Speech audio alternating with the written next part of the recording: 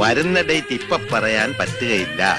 ഏതായാലും ഒരാഴ്ചക്കുള്ളിൽ എന്ന് കൂട്ടിക്കോളൂ. വേറൊന്നുമില്ല. പിന്നെ അപ്പൂപ്പനെ ഞാൻ കണ്ടിട്ടും കൊല്ലവാറായില്ലേ. അപ്പൂപ്പന്റെ പാച്ചു.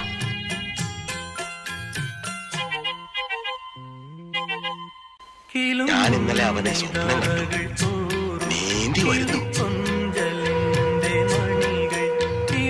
അവനെങ്ങും പോയിട്ടില്ല. എവിടെയോ മറന്നില്ലയങ്കണം നിൻ മലർപാദം പെയ്ത പുളകം.